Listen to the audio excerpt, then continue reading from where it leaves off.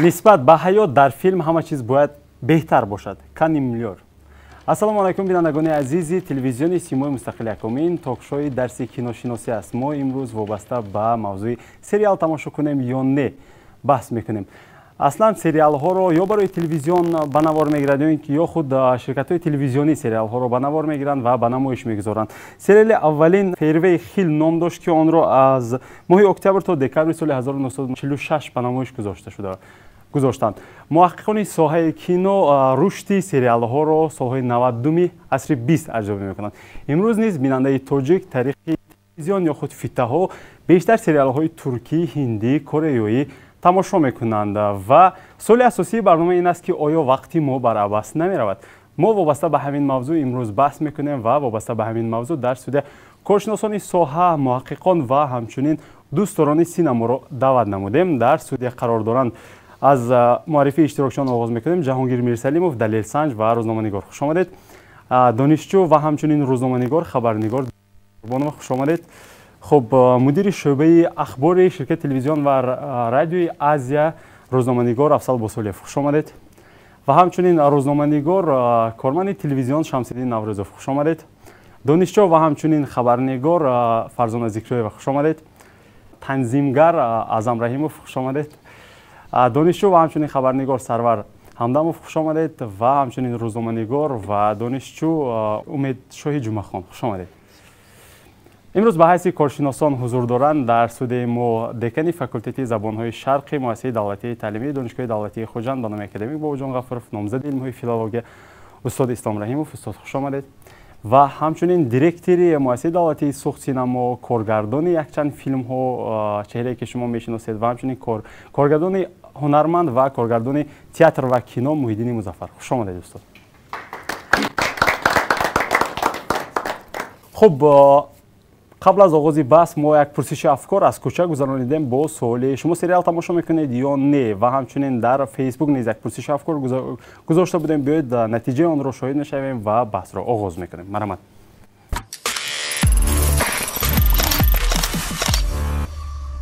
سریال میبینید؟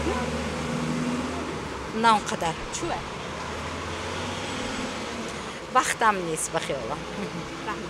من فقط کینویی یعنی تاجیکستان تماشا نمیکنم. من فقط یعنی خارجی تماشا میکنم. کینوهای باشه که این دوره همین 42 45 همه باشه خیلی تماشا میکنیم. ها چوه؟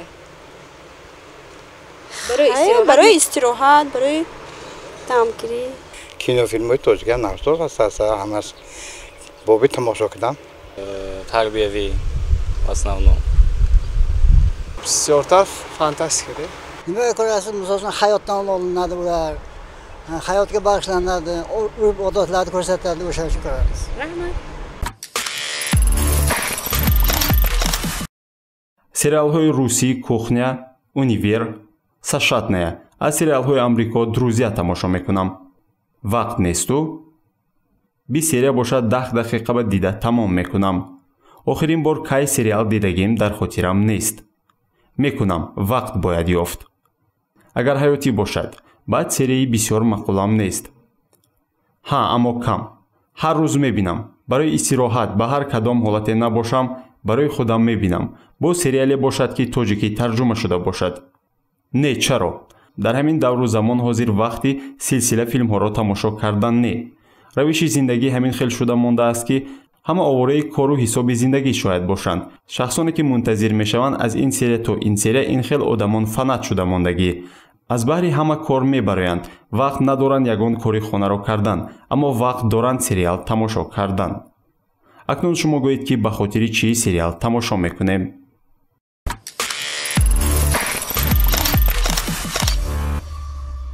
خب تشکر زیاد برای توجهتان. خب با ادامه سوالی پرسش افکار برای اشتراکشان عزیز تماشا میکنیم سریال یا اینکه نه؟ شخصا من تماشا نمیکنم چون که برای تماشا کردن سریال یا طوری که تاجیک میگن سلسله فیلم وقت زیاد در کار است.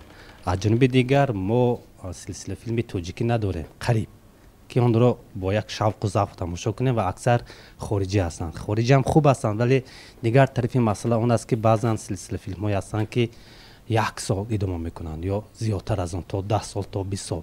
مثلا شما تا 10 سال 20 سال انتظار نمیشوید که یا بعضا سلسله فیلم های هستند که یک موسم میبرن سیزن میگن یک سال دیگر انتظار شدن در کار دوام اون قهرمان حیات چی میشد دوام حادثه واقعه چی میشود از این خاطر من قریب که تماشا نمیکنم. تشکر زیاد. خوب مرحمت. بسکی دلفوزه.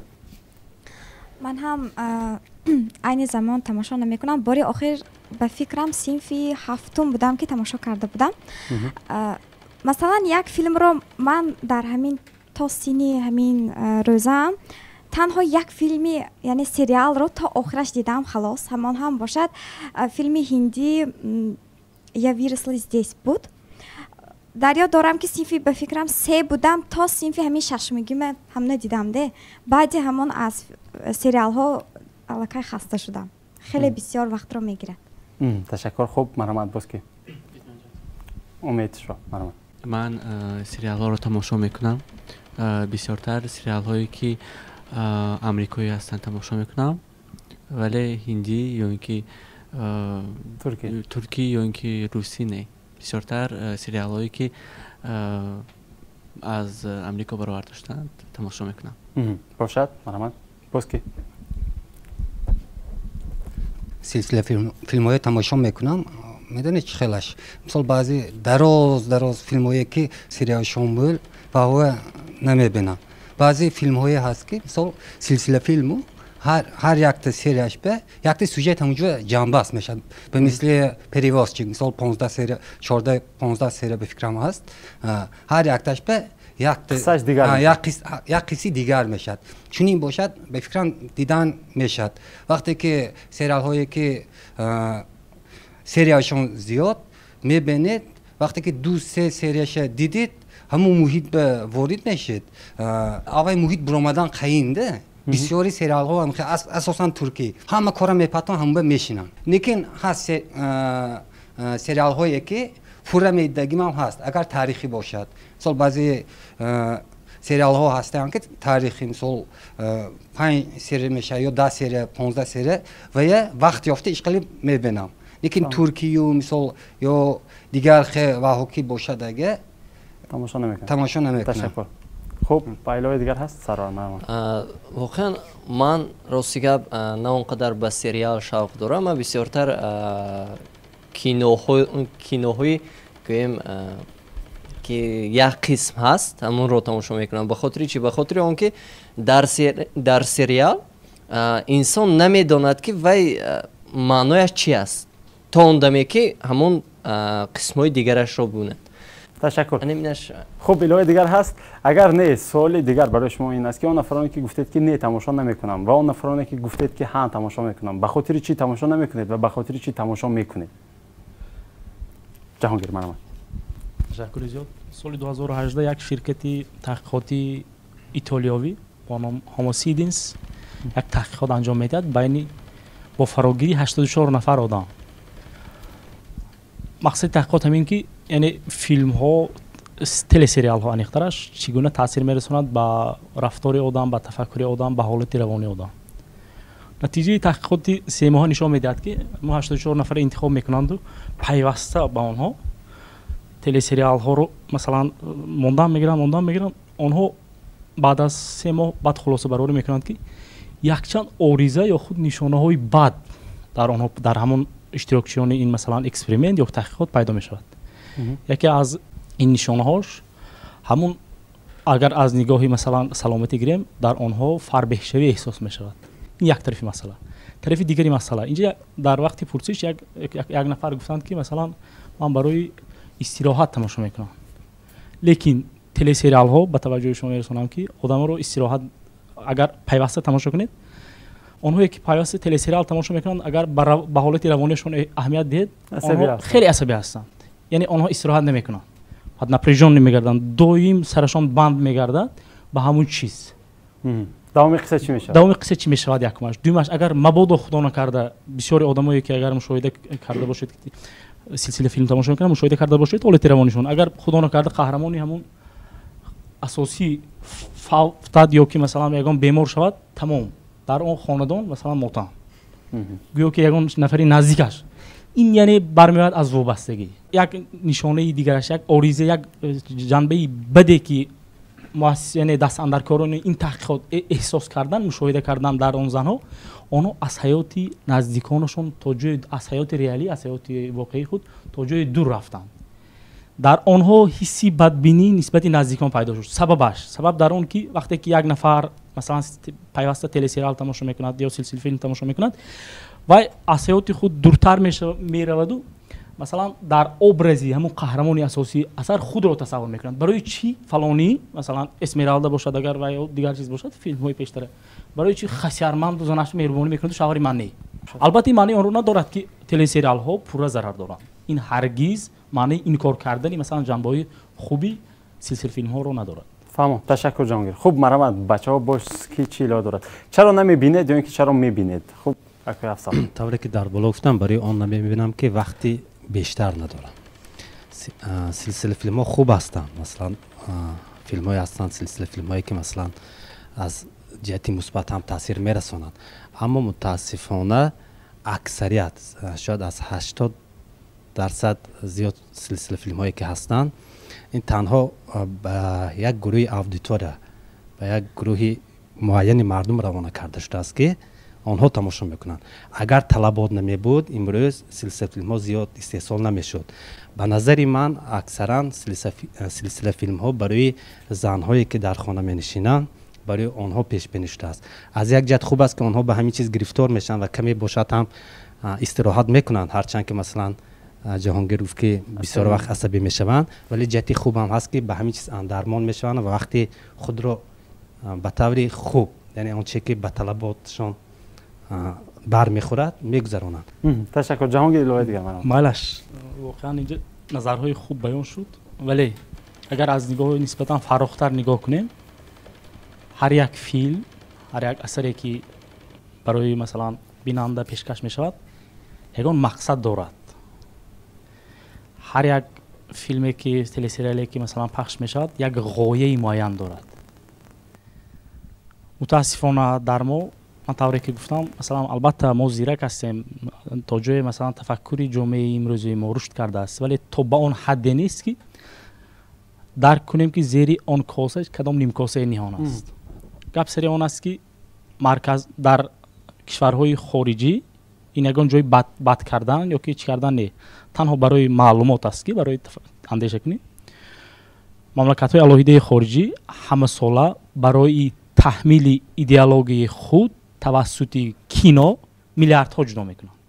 این نتیجه تحقیقات‌های دقیق است. این صفرها مثلا این رقم‌ها هوا آمدگی نه. برای تحمیل کردن، یعنی بار کردن غایه آمریکایی با یک اودیتوری شرق همه ساله میلیاردها دلار جدا میشه. این دلیل است. و این چیز باید که ما جدا کنیم که مثلا یعنی زیر اون کاسه چی نیم کاسه هست. یعنی مقصدی تهیه‌گری این تله سریال چی است و چی میخواد از من. تشکر. خب با فکرم هر دوتون بحثتون اینجا نمیبود. خب امید شما باشد.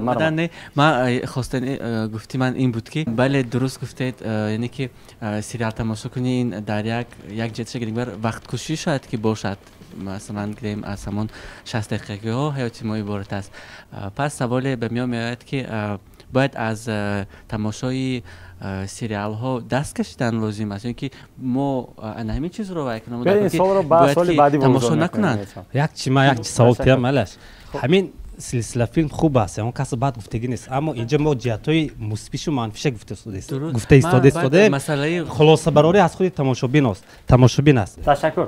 بچه‌ها عزیز تشکر. حالا بحث‌هایمون رو ادامه میدیم. استادان عزیز، خب اصلا در خلاصه آنه که فکری جوانان رو کارشناسی میکنید، سوال این است که اصلا برای چی سریال به نمایش گرفته میشد، به نمایش گرفته میشد سریال ها؟ خب من اندیشه خودم میگم، بعد این کس گپ بزنم. خب یک تحقیقات میگذرد، شاید آخری سالهای 80 یا اولی سالهای 90 نقض در خاطر ندارم، تحلیل میکنند که یک طایفه آدم‌های هست که خانشین هستند. اینها مثلا کامپیرها، موسیقی‌های خانشین و زن‌های خانشین هستند. در بین همه حادثه خودکشی زیاد می شود و فکر میکنند، خیال میکنند و خلاصه میارند که همین اندرمان شود. و در تلویزیون در وقتی سحری نه بیگاه هم نه همین در فرصت از ساعت 3 تا ساعت 5 باید دکچه شود که همین انسان اندرمان شود چون که همین حالت های خودکشی شدن انا همین وقت شده بود بعد خلاصه میکنن و باید سلسله فیلم باید به وجود آید و این سلسله فیلم برای آنهایی که بیکار میشینند انا همین چیز رسم شد بعد اولین سریال هایی که میگفتن سلسله دور دراز نبود مثلا ربینیا ایزاوره بود که ناو به اتفاق شوروی آمده بود و همگی 16 یا 18 سری بود خب بعد از وی پیدا شد دیکه روزه سریالی مکزیکویی بود فکرم بعد از وی آمد خب پروست ماریا آمد دیکه روزه بود خیلی خیلی زیاد شده رفت و یک فرصت تمام شد بعد از مثلا تا سال 2000 همین سلسله فیلم ها تمام شد یعنی وای همون سلسله فیلم هایی بود که فقط برای خانشین ها بود وای مضمونش هم همین خوب نمایش هم میدادن که همین روز نمار میگفتن علاقه بگاه تلویزیون میرفت یا که پگاه تلویزیون میرفت یعنی فیلمی تست تیار بود برای مثلا همون تلویزیون خوب یک مدت سریال ها مثلا نآمد بعد از سالهای 2000 علاقه جوش زده آمد انکو همین سریال هایی که بعد سال 2000 آمد این هر یکتاش مقصد معین خودش دارد حتی مثلا همین سریال هایی که همه عاشق شد مفتون شدند مثلا همون عصری طلایی ترکی مثلا نه که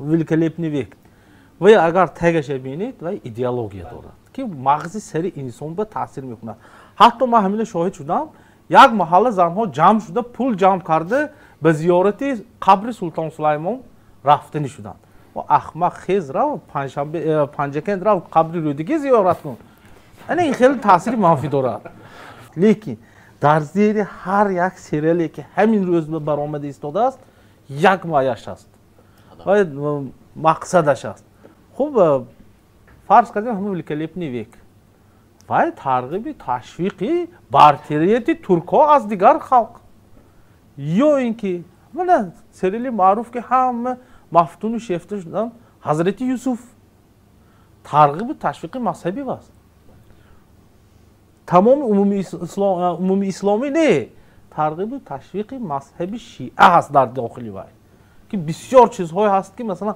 لیکن خلق ما همون به شوق و ذوق تماشا کرد به خاطر اینکه زبانش فهم بود بله این جهتاش نظر به گرفتن لازم است خوب بعضی سریال های هست که مثلا واقعا فایده میگیرند الان از آن ما چخیل منتالیتی ما چخیل پدر و مادرش تماشا کند حتما کودکاش هم تماشا میکند اولیوی تماشا میکند خب همه اولیوی تماشا میکند یک تا فایدهش همین که همون زبان روسی که باشد سریال همون یاد میگیرد زبان یاد میگیرد کودک الان یک چیز دیگر مشاهده شده است ترجمه شدن به سریال ها مثلا فرصت نرسید است برای روسی یا تاجیک کردن به زبان ترکی تماشا کرده فهمید است یعنی بین دخترها ببینید من دخترها هستند همه دخترها همه عاشق علاقه زبان ترکی آموختند که از ما چی ساخته ایستاده است این سریال ها خب عاشق زبان ترکی عاشق فرهنگ ترکی یک مرتبه مثلا یگان کس همین آشخانه ملی و قطار نه یک بار رفتم آشخانه‌های ترکی که در خوجند پیدا شده است ببینید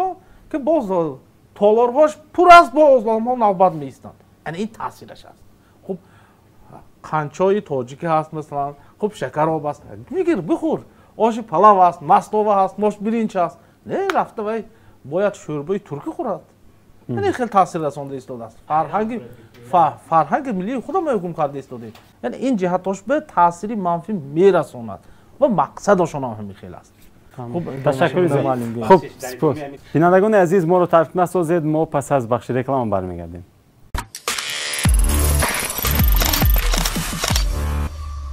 تاریخی اصلا سریال با نوار گرفتن همین است که همون سالی چند گفته 46 مارکتولوگ های یک شرکتی با نفوذی صابون براری صابونشون فروخته نمیتونن و بسیار فکر میکنن مارکتینگ و هدفشون رکلام کردن فکر میکنن و میگویند که همین وقتهای اخیر تلویزیون برومد تندنسی مردم همین توجه مردم به تلویزیون است چه کنیم که همین صابون مویه مردم شناسد بعد فکر میکنن که صابون موی کی استفاده میکنند؟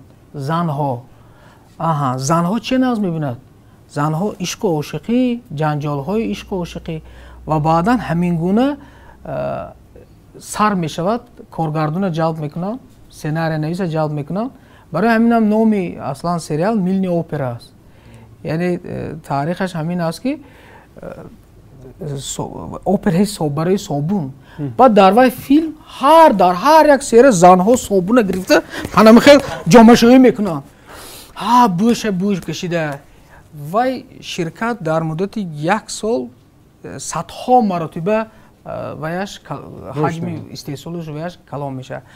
و این یک تاریخ است. ممکن که این دقیق نباشد ولی همین گونه تاریخ من در کجای در تاریخ سینما خوانده بودم و این جا دارد واقعا هم. این یک مسئله ممکن که هدف اولین برآوردن سریال همین گونه هم باشد که تبلیغ معلوم محصولات، ولی اصلا با گذشت سالها زمانها من همین حضور استاد بسیار سالهای 90 سال بسیار حساس برای دولت‌های پاشخورده سوویتی و خصوصا روسیه بود که این مردم باید با کار مشغول شود. استحصالات در داخل مثلا روسیه بزرگی که پهناش کلان است هیچ چیز تلویزیون باید چیز دید و مصلحتچی ها ایدئولوژی روسیه قرار قبول میکنند و مخصوص خسته به برزیل و اونجاها میروند، مکزیک و اونها رفته همون سریال های خریداری کرده میبیان برای تلویزیونشون میمونند که مردم یک بند شود، مردم در آرزوی هوسی مثلا زیبایی زن پشت، یعنی فراموش کند حاضر سیاست، فراموش کند جنجال فراموشش گرفته شود. یک سالهای 90 یک روشی دیگر پیدا شد که مثلا بند شود. اکنون حاضر بسیار مرحله های مهم گفته شدیم. الکی بعد از سالهای 2000 کاملا هدف سریال دیگر شد، یعنی جنگ های اطلاعاتی، غصبی دولت ها طریق ایدئولوژی و این خیلی با موفق هم شد همین کارها. آنهایی که هوشیار بودن، آنهایی که پول داشتند و این کار با موفقانه کرده شدند. ولی از سال 2020 این طرفش الکی همین تندنس کم عوض شد. پلتفرم های آنلاینی خیلی خوب برآمد، نتفلیکس مثلا. اینا فهمیدن که بسیار کارگردان هایی که قدر و قیمت کار خودشان میدانند همونها هم سریال برفتند، برای آنکه دیدند که مردم یک سریال اونقدر دوست ندارد دیگر. حتی من همین تاریخ فرساش 1، 2، 3 فرانچیزه شد. فهمیدند که یعنی سیاستی فیلم ها، سیاستی فیلموندان ها الکی عوض شد و یعنی این چی داد؟ این برداشته شدن صفتی سریال شد. مثلا امروز آمریکا، انگلیا، یعنی انگلیس ها اینا صفتی فیلمسازی، حتی کره ها صفتی فیلم گفتن که هیچی، ما سریال میگیریم که از فیلم خوب است. و سریال چی است؟ سریال این رمان است. اگر که ما فیلم یک حکایه باشد، مثلا تو وقتی که کتابخوان هستی دوست می‌داری خواندن، تو به رمان باشد دوست خوب نیست رمان و می‌داری چندین هفته لذت معنوی میبری. سینما هم همین است. گفتن که پس ما حاضر همین بعد از سال 2020 صفتی سریالگیری اکنون سال بر وقتن هم هست، لیکن موجی طوفانی که آغاز شد سال 2020 این طرف نتفلیکس سریال های گرفته شده است و حاضر تصمیم های دارد که ممکن که حتی حاضر کینوتئاترها، صاحبان کینوتئاترها مبارزه برده شدند با رقیب خود سریال پلتفرم های آنلاینی. برای این مبارزه الکی من مارول چیزای برآورد که کرسلاهای جنبش و یک چیزایی که یعنی رقابت بین سریال سازها و فیلم سازها به وجود آمد. خب البته ریشه همه این تبلیغ ایدئولوژی، تبلیغ فرهنگ و آداب و رفتار خود. پشت این تبلیغ به چی شده است؟ پشت این تبلیغ به مبلغ کار کردن صادر شده است. مثال روشن خوب که ترکیه گفتن ҳамин аст. Бояд донем ки кишвари Туркия ҳамаи он сериалҳое ки воқеан ҳам ба таври позитив таблиғи давлати Туркияву анъанаҳои Туркия мекунад, 30% хароҷоти ширката мепӯшонад. Масалан ба продюсерҳое ки $100 миллион ба филм мегиранд, $30 миллион аз Туркия гирифта кора сар мекунанд, беягон монеа кора сар мекунанд.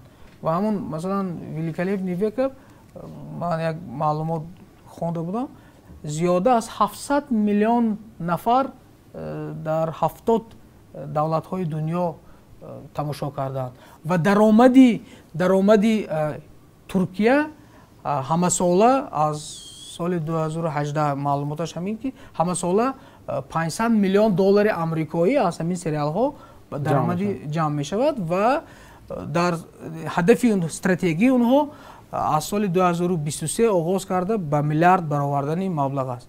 Ин фақат ба воситаи сериал ва пушти ин ба гап бисёр. Ташаккур. Саволи иловагӣ дигар, чаро дар Тоҷикистон масалан силсила филмҳо ба навор гирифта намешавад? Чун гуфтем ки кораш он қадар мушкил нест нисбат ба худи филмсозӣ. Якчанд камера метавонад ки сериалҳоро якчанд камера ба навор мегирад масалан. Бинед, чизи аз ҳама муҳим дар ҳамин сериалсозӣ албатта иқтисодиёт, пояш иқтисодиёт. Бинед, масалан телевизионҳо мо ин гапа дар барномаи қаблӣ гуфта будем. Масъалаи таблиғ, реклама дар Тоҷикистон мутаассифона бозори реклама нархаш хеле арзон аст.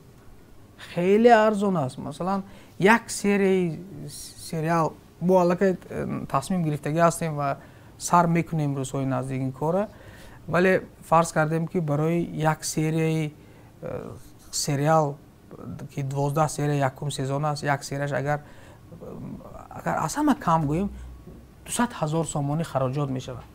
барои он ки ҳамин 200 000 сомонӣ пӯшонда шавад, бояд ширкатҳое ки молу маҳсулоташонро таблиғ мекунанд, масалан мо ба ширкатҳо муроҷиат мекунем, мегӯянд ки фарз кардем як филме ки як сол дар толорҳо мераваду баъдан мебирояд, таърихи корҳои худамо, мо 100 000 сомонӣ ба вай карда мерем, смета карда. Мегӯянд механданд роҳбарои ширкатҳо ки мегӯянд мо 50 000 сомон ба 3 сол маҳсулоти мо дар телевизионҳо реклама мекунем. Яъне 5 сомонӣ шудааст реклама. мегӯянд охир ин феи шумо мо вай нест, мувофиқ намекунам. Мо 50 000 ба шумо якта ҷавоб мекунем, мо 50 000 ба тамоми телевизионҳо, радио мегирем, реклама мо дода мегиранд. мо қариби шумо гати вай надорем. Ниёз мо нест. ин чанд омилҳо ҳаст. Албатта ҳозир гапи ҳозир шумо вақти суҳбат мекардед, ман нафаси чуқур кашидам. Медонед, ба ин чиз ба рақобати идеологӣ бояд давлат ҳам саҳмгузор бошад. Ин бевосита, ин мо синамогарони тоҷик, ҳатто синамогарони Русия ки бо ҳамин қадар давлати бузург ҳастанд, коргардонҳои бузург Никита Михалкову, Сакуров, ино мегӯянд ки мо ниёз дорем ба кӯмаки давлат. мо ниёз дорем ба кӯмаки коргардонҳои рус мегӯянд ки ин қадар масалан бозори калон доранд. акун дар масъалаи коргардонҳои мо фазои миллии мо чандин ширкатҳо ба мактуб кардем, вазорати корҳои дохилӣ ба аз солҳои ҳанӯз соли 2015 мо ба раёсати корбозанони ҳукумати ҷумҳурӣ ба мактуб кардем ки мо ҳамин гуна як филми 12 соли интизорӣ дорем ки дар мавзӯи зан аст, дар мавзӯи ба таҳсил фаро гирифтани зан аст. уно аслан дар барномарезишон ҳамин чиз ба маблағ нест, мефаҳмед? яъне фикр мекунем барои оғоз шудани сериал бояд дархост шавад аз ҷониби ҳукумати ҷумҳурӣ, аз ҷониби соҳаҳо, ҳамаи соҳаҳои кишвари мо масалан имрӯз камбудӣ дорад, ниёз дорад ба таблиғ, барои пиёда кардани бисёр корҳошон, масалан ба таҳсил фаро гирифта шудани зан як масъала, ба хизмати ҳарбӣ ҷалб кардани ҷавонҳо. масалан ин мушкилот нест барои мақомотҳои масалан ҳарбии мо, сахт мушкилот аст. бо 2-3 маҷлису бо 4 баннере ки дар кӯча овехта мешавад, дар зеҳни мардум ин чиза шинонидан, яъне фикр мекунем ин кори синамогарон аст ки бояд тариқи синамо ба ин соҳаҳо یعنی یک برنامه مشخص لازم از جانب حکومت جمهوری به تمام ساحه‌ها که راو مشکلات تا طریق سینما حل کن، راو مشکلات تا طریق چیزهای حل کن که اون چیزهای جوانان میبینن. جوانان در تلفن است، طریق تلفن، طریق ویدیو باید روید. یعنی درخواست سینماگران تاجیک باید گوییم که میتوانند سریال خوب گرفته در حالی که درخواست از جانب ساحه ها می شود. باید همین گونه شروع شود. فهمم. تشکر زیاد. یک سوال استاد ایلوا داره؟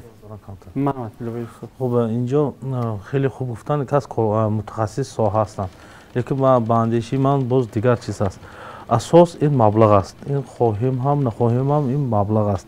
خب بهترین صنعتی کینو گفته هنوز او در زمان خودش لنین گفته بود و همین چیزا مثلا اون لنین این گپ همه وقتان گفته که کینو بی آواز بود، همه وقتان گفته بود.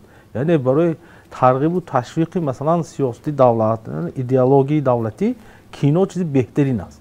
خب ما هم میتوانیم. خب سلطان سلیمان کو همه کو میشناخت تا همین کو کسی نمیدونست که سلطان سلیمان کیست.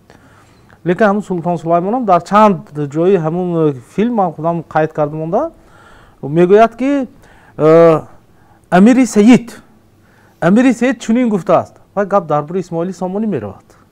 امیر سید اسماعیل سامانی است. خب ما میتوانیم درباره اسماعیل سامانی هم با یک سلسله فیلمی بهتری نگیریم. خب آنچه که مثلا سلطان سلیمان کرد، خب اسماعیل سامانی کردگیش 4-1 وای نکرده است. لیکن در صحبتش میگوید ما نمیفهمیم، این که ما گفته است نمیفهمیم، لیکن در صحبتش همون وقتی که دیالوگ میشود ذکر کرده گذاشته که ما همین قید کردم اونجا. خب که دیگه سریالی ها هست، قزاق‌ها برآوردگی همراهی مغول‌ها، چنگیزخان، تاریخی برای تاریخ خوجان هم. خب اون چیز برای خلق ما معقول نیست، لیکن واقعا از نقطه نظری تاریخ گرفته است. لیکن برای فیلم گرفتن غیر از مبلغ دویم چیز است. عقل ها در کار. سیناریستی که مثلا حاضر ما سریال تاریخی نویسد ولی بابای نریسته است. تا همین درجه مثلا هوای تاریخ پر را داند، یا اینکه سیناریستی که با مخصوص برای سلسله فیلم. خب ما میدونم در ازبکستان مخصوص سیناریست‌های از ترکیه گرفته آمده است. یعنی برای مثلا تهیه فیلم عادی حتی که اون سلسله فیلم است. این مسئله باید حل شود. برای این مسئله حل شدن باز مبلغ در کار که مثلا من تاریخ میدونم لیکن من سیناریست شده نمیتونم. کم ممکن یک سریش نویسم، 2 سریش نویسم، لیکن من برای من تجربه میخونم در کار. رفتنم در کار دیگر جا که آموزم. یعنی این مشکلی زیاد است. مشکل باز همین بلندی از بیکلندی تمام مثلا سینمای تاجیکستان مشکلی اساسیش مبلغ. مشکلی اساسی استاد عزیز نبودن سیستم است. درست اینشان هست. وقتی که سیستم ساخته می شود، مکانیزم، اگر خواهیم که ماشین ما از خوجند به دوشنبه در مدت 5 ساعت رسیم، به ما ماشین لازم است. ماشینی که باید بالون داشته باشد، 4 تا چنبرک داشته باشد، گاز داشته باشد، سوزشواری داشته. این سیستم است. فقط برای دوشنبه رفتن $1,000,000 هم باشد، اگر سیستم نباشد رفته نمیشد. باید پیاده روی $1,000,000 بار میشد با تو. برای همین پیش از همه همون وقتی که به شما یک کتاب نوشتن سپارش و مبلغش می شود، شما سر میکنید کتاب نوشتن. یعنی درخواست باید به سینماگران، به دهقانان تاجیک چه خیلی که زمین و آب لازم است، به سینماگران تاجیک درخواست لازم است و وقتی که درخواست می شود حتما تو مبلغش هم میتی و در نتیجه این درخواست و این مبلغ به راهبریت های کیناستودیوها وظیفه مهم به وجود میاد که باید سیستم ساخته شود. ترکیه در یک روز به این درجه نرسیده است که این هفته در یک هفته هم یک سری ثبت می شود، روز یکشنبه هم نمایش داده می شود. یعنی مکانیزم ساخته شده است. گروه فیلمسازا فیلم گرفته شده است، همون بیگاه خودش همین روزه کادر مونتاژ می شود، پگر روزانه الکه садош гузошта мешавад ва композитор аллакам мусиқия сохта мондагӣ аст ва дар охири ҳафта ҳамаи эпизодҳо ҷамъ мешавад дар рӯзи якшанбе намоиш дода мешавад якум серия ва 5 серия намоиш метиҳанд маркетолого мутахассисҳои дигар намунае ки бояд омӯзанд ки то кадом андозаи кадом образҳо маъқул шуда истодааст ва кадом образ маъқул нашудааст ки ва образи дигар дар шашум серия нобуд кунему як образи дигар ворид кунем яъне механизм доранд ки кор мекунад барои ҳаминам ин чиз дар як суҳбати майда ҳал намешавад ва дар соли кӯтоҳ ҳам ҳал намешавад барои он ки туркия ба имрӯз расад зиёд барвақт стратегия механизм сохта корашона кардагӣ ҳастанд дар унҷа шаҳракҳои синемо вуҷуд дорад ки ҳунармандон медароянд чойашон тайёр тексташон тайёр прическашона карда мӯйлавошона бофта истоданд костюмошона пӯшонда истоданд гапаша гуфта истодааст ин айзод карда истодааст мебурад гапаша мегӯяд мебурад аз гапаш мебурад мерад дар сауна истироҳат мекунад андеша мекунад ҳозир бозор панҷшанбе рафта карточка харидан дар кор 2 литр рӯған гирифтан дар кор падарам як хабар гирифтан дар кор ки касал буд пага вай ба беморхона ва ман пула акҷо ёбам фикр намекунад яъне ором аст набзаш ором яъне механизм аст то замоне ки механизм сохта намешавад ва ин мошини мо гирён намешавад мо ба роҳ нахоҳем баромад. Ташаккур. پس سوال این گونه است هم برای مثلا اشتراکشان هم برای کارشناسان پس وقتی که همون ماشین رو ما نداریم همون سیستم رو ما نداریم همون مکانیزم رو ما نداریم همون مبلغ رو ما نداریم ما پس تماشای فیلم های ترکی و کره‌ای و هندی رو تماشایش رو ادامه دادن گیریم چیکار کنن زنها ببینید امروز جهان به شرافت پیدا شدن شبکه اینترنت سرحدها رو از بین برده است ما هیچ کار کردن نمیتوانیم تلویزیون به ما نشان ندهد یک سپارش که در تلویزیون نشان داده نشود که کار بود نمیشود و ما خواهیم نخواهیم من همین سینماگران تاجیک خواهد نخواهد او رقیب سینماگران جهانی سطح جهانی بودجت های بزرگ سیستم های بزرگ و غیره ها و کشور ما هم خواهیم نخواهیم از جهت ایدئولوژی جنگ های ایدئولوژی خواهیم نخواهیم رقیب هستیم و یگانه کاری که باید کنیم ما پیش اینا گرفتن نمیتوانیم یگانه کاری که باید کنیم ما آغاز کنیم به گرفتن فیلم های خودمون با سریال های خودمون اینا با بستن پیشش گرفتن نمیشه اینا تنها با ساختن همین گونه برنامه که درس کینوشناسی نام دارد و اون دعوت میکند به خودشناسی با پرابلم های خودمون در داخل خودمون باید با یک جای دست خودمون که حل کردن بسیار سخت است که باید همه کسا تن گیریم که زنهای ما образهای عجیبی ترک های میدونید اونها چه کدام مکانیزم که کار میکنن برای اونها از زندگی گرفته شدن گفتگی گپ نیست برای اونها obraz است با کابلوک های دراز و کرته های و یا کوتاه به کار میرود به زور راه میگردد اصلا این خیل در ترکیه این خیل نیست ولی اونا چنان زیبا کردن نشان میدن با مردهای چنان ریشاشون خوشرو کرد چنان ابرو همه خیل خوشرو میکنند که اون زنی شما تمام روز با مرده که خوشرو یا دیدگی شما از سر زمین رخ کرده میبیاید شما میبیند کمتر ناجوری احساس میکند که زندگی این خیل هست و یعنی این خواهیم نخواهیم جنگ ایدئولوژی است ما باید گوییم که اون چیزی که تو دیدی صنعی است اون زنده نیست این زنده است این محبتی واقعی که شوهر تو چای بیار میگود در درونی وای محبت است وای در درونش توی دوست میدارد با همون حاضر تو اگر روی همون قهرمانی که آرزو کردی ممکن توی که 1 کیلومتر نزدیک شدن نماند برای اینکه تو اندیشه ها образи زندگی اوقات پذیر هیچ چیز معقول نمیشه خلاصه که ما باید در تلویزیون هامون در اینترنت هامون کارهایی کنیم که ما زیبایی های خودمون داریم باید اون چیزا تبلیغ کنیم ما زیبایی های ما ممکن که در کابلوک نباشد اما در مناسبت در انسانی من نیمی دنیا گشتم و 100% میدونم و باور دارم که انسانیه که ما در تاجیکستان، مهمان دوستیه که در تاجیکستان است، آب شیرینه که در تاجیکستان است، یکدیگر شناسی و دست یکدیگر گرفتنه که در تاجیکستان است، بایگری فرهنگی و آداب سلامی که ما داریم در یگان جا نیست، مزه خوراکی که ما داریم. فیلم های ما انا این چیزهای تبلیغ کند از باطن، این زیبایی باید نشان دهد و یگانه راهش به مقابل همه این چیزها پیاده کردن زندگی ما در اکران های خودمان با شرکت های استحصالگری خودمان است. تشکر زیاد. تشکر. خب اشتراکچیان محترم، یک بخش داریم که ما سالهای اشتراکچیان به کارشناسان اگر سالها در دایره موضوع باشد. سوال من درباره پلتفرم بود.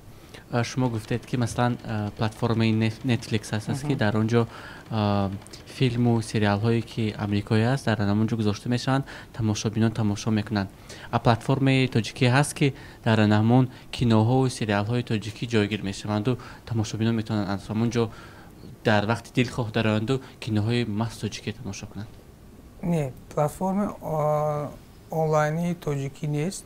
هست اما زبانهایش روسی هست. کینوهای خودمون نیست. شخصی چیزهای هست یکی عمومی ملی که گویم نیست. مثلا روسیه مثلا ایوی هست، ایوی پلتفرم ایوی هست.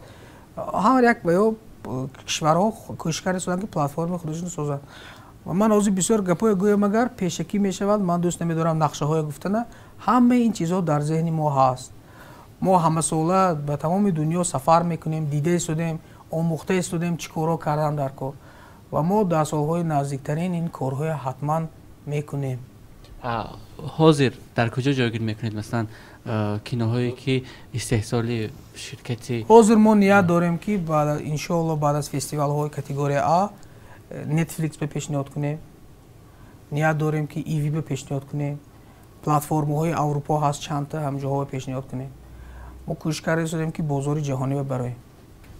تشکر زیاد. خب استادان عزیز، بچه‌ها اگر در انتها برای بینندگان یگان توصیه باشد در مورد تماشای سریال به چه نقطه اعتبار دهند، تماشا نکنند، چی کار کنند تا همون زمانی که ما خودمون استحصال میکنیم، ما خودمون در مانیتورهای خودمون فیلم خود ملی خود را میبینیم، یگان توصیه ها باشد، یگان خلاصه ها باشد در انتها مرحمت از جانب کارشناسان، از جانب اشتراکچیان.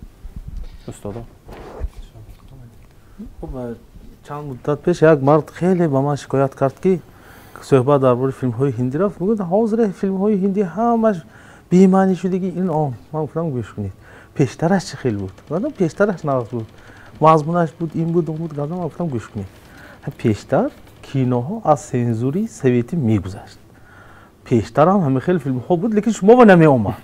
امروز که همه خیلی فیلتر کردن، تازه کردن نیست، همه نمودی فیلم می آید. خب پیرات که میگویند که فیلم هایی که مثلا پیرات که دوست گفتم که سرقات، فیلم های سرقات می‌دراید، فیلم های بی صفت می‌دراید. پیشتر هم در هندوستان استحصال میشد لیکن تماشابین شما نمودید. خب یک نهاد هم در کار که این چیزا سطح ملی و باید بیند که هر یک فیلم میره، لیکن مثلا اینترنت است یا اینکه دیسک ها هست که همین فیلم های هم به طوری وای پیرات که میگویند که ثبت میکنند میفروشند. خب کینوخانه که مردم نمیرد که مثلا تماشای فیلم میروند لیکن خیلی کم. خب اون چیزی که خودش دانست است. خب یک تا دیسک 3 سامانی و خریدن و با از کینوخانه رفتن بهتر. این پیش راهی این چیز گرفته شده نشده. اون چیزهایی که داخل تاجیکستان میبیاد به هر حال یک بار هم از نقطه نظر ایدئولوژی هم از نقطه نظر تاثیرش به فرهنگ ملی خودمون آمیخته شده نشده کار. بعد شاید دیسک میشود یا اینکه به تلویزیون به طور عمومی از تلویزیون آموزش میشود، یعنی یک صافکاری کردن در کار که به هر حال ملیت خودمون ما بسیار چیزهای از دست داده ایستادیم، عنعنه‌های نیک خودمون گم شده ایستاده است. خب فیلم تماشا میکند نسل نو را علاقه سلامدهی گم کرده ایستاده است. این وایش است، چیزی منفیش است. یعنی هر یک فیلمی که تماشا میکند هر یک کس باید عقلش درک کند، بیند که همین چیز به او چی منفعت میدهد. سوژه‌اش خوب میسازند. خب تیز و تند، واقعات تیز و تند، جلب کننده. خب در داخلش مثلا دراماتورگیزم بلند، لیکن آخر تاثیرش هم فکر کردن در کار. بعضی چیزایی هست که мағзи сар ба таъсир мекунад, фарҳанги бегонаи таҳвил мекунад. аз ҳамин ҳар якта филм барояд як бинед номгузории мардума. ҳамин филм баъди филмҳои туркӣ чанд қадар номгузории тоҷик тағйир ёфта аллакай. кӯдакҳо қаҳрамони филмҳои номашон гузошта истоданд ки инам таъсири манфӣ аст. бояд чизи тоҷикии худамон ин кас гуфтанд. хуб ҳамин чиза ба назар гирифтан мо лозим аст. фикр кардам одакор. агар ҳамин нимвол беназорат 5 соли дигар равад, ман метарсам ки насли тоҷик тоҷикиятиша гум накунад. хавотири ман дар ин аст. ташаккур устод, сипос. хуб, акӯ ҳасаб манам. инҷо дар бораи филмҳои силсила филмҳои туркӣ бисёр сухан гуфтем ва ман ба тамошобинон ва бинандаҳо мегӯям бигзор тамошо кунанд, аммо ба ҳамааш 100% бовар накунанд. чӣ хеле ки Муҳиддин Музаффар гуфтанд, ин ҳамааш сохтааст ва он ҳунарманде ки ана ҳамин нақша меофарад барои офаридани нақшаш чӣ қадар маблағ мегирад. яъне чӣ хеле ки мегӯям, Саъдия мегӯяд адабро аз ки омӯхтӣ аз беадабон, фақат ҷиҳатҳои манфие ки ҳаст ба он тақлид накунанд ва ҷиҳатҳои мусбие ки масалан дар он филм ҳаст бигзор ба ҳамон эътибор диҳанд. ташаккур, сипос. ташаккури зиёд. ман баъзан ҳамсарама ҷанҷол мекунам ки набин ин сериалҳое ки ӯзбекие ки ту мебинӣ набин, ба ҷои ин ана ин филма бин. ман тавсия метиҳам ки ана ин филма бин, вале ба ҳар ман коршинос ҳастам, ман медонам ки кадом филм хуб асту кадом филм, ё бештар мегӯям ана ин китобахон. ва ман ягона тавсия медодагим барои тамошобинони имрӯз ҳамин аст ки агар тавонед дар бораи филме ки рафта истодааст сериал маълумот гиред, фаҳмед ки дар пушти ин филм кӣ истодааст, чӣ гуфтанӣ доранд, аз рӯи ҳамин ба ҳамсаротон ба фарзандотон тавсия дед ки ин кора накунанд ё кунанд.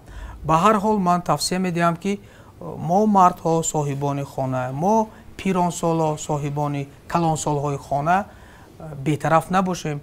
бинем ки фарзандомон аз телевизион аз интернет чӣ мебинанд ва ҳатман фикромона гӯем. ташаккур, сипос. ташаккури зиёд.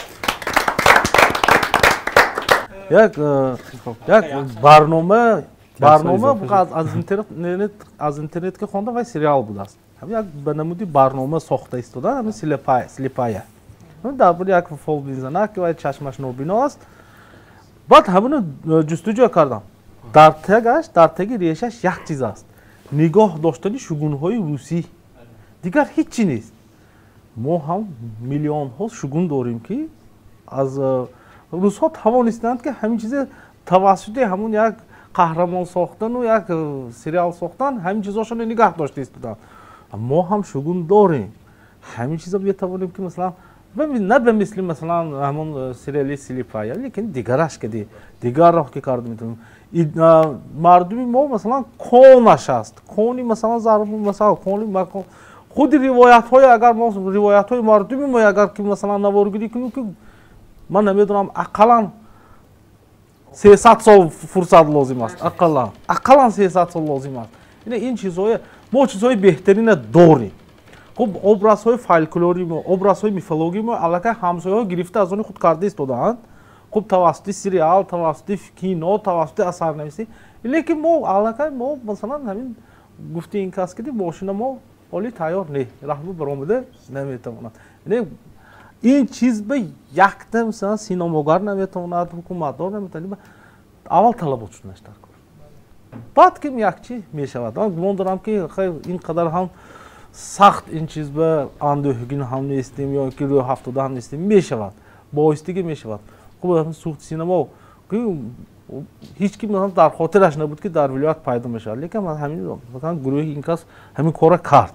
инаш ҳам мешавад. лекин ба сабру ба тоқату дарогу асилит идушӣ мегӯяд. роҳа ҳамон нафаре ки масалан мустаҳкам мекунад ки роҳ ба рафта истодааст мешавад. оҳиста оҳиста, лекин камтар дер мондасем анаминаш мушкилӣ аст.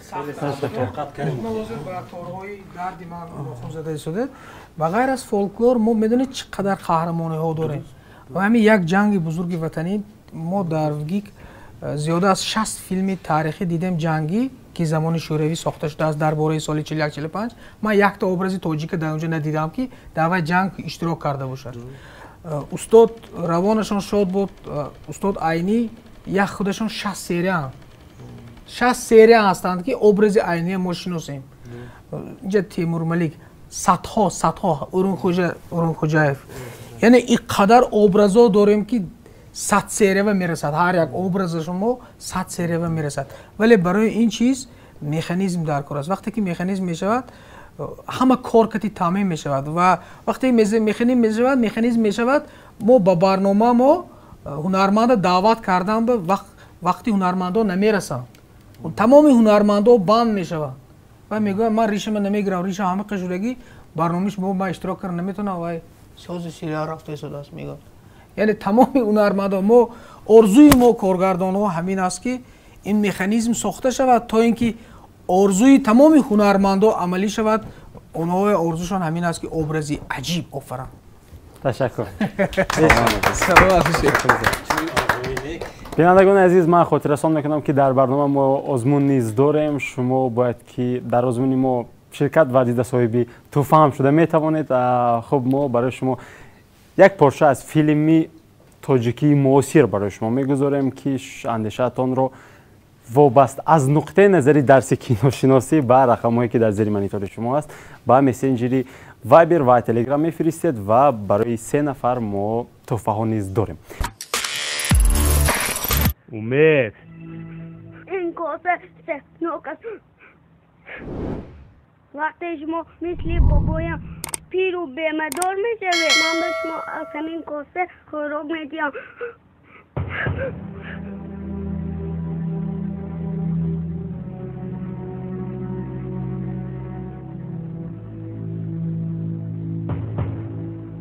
حکیم!